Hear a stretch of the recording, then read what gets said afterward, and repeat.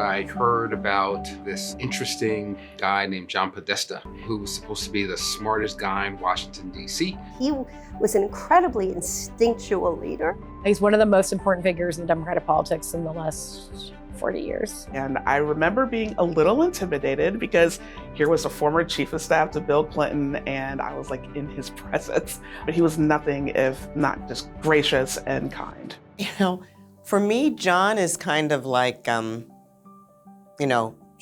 and Farrah. I don't remember a time when there wasn't John in my life. Anyone in Washington knows that Skippy is what John Podesta says is his alter ego. May also just be John Podesta. But when he gets particularly hot, particularly impatient, he becomes Skippy. Of course, he's also famous for his cooking.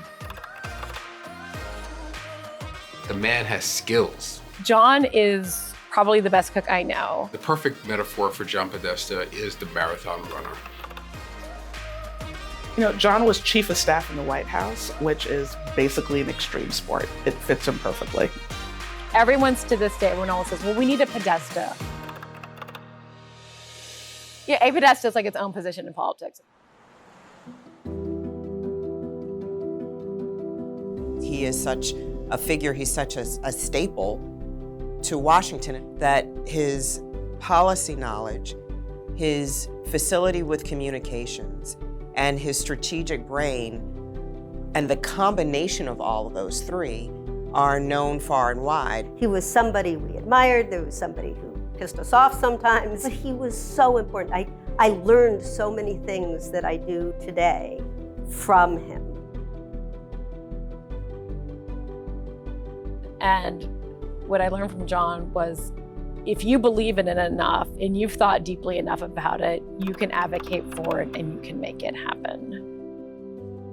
To be clear about your principles, be determined about your values and your goals. He taught me to stand in my truth and my power. And then you do not back down. You don't leave people behind. You have an obligation to each other, you have an obligation to the people you work for, and you have an obligation to the people who work for you.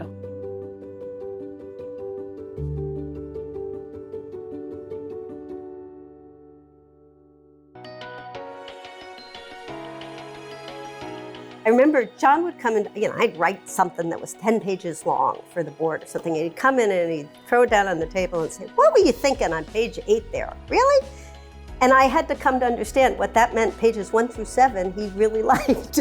There is no more important mentor to me than John Podesta. Someone who has actively been in my corner and been vocal about that in rooms that I haven't even been in, and in ways that I probably wouldn't know, but for someone else telling me about that.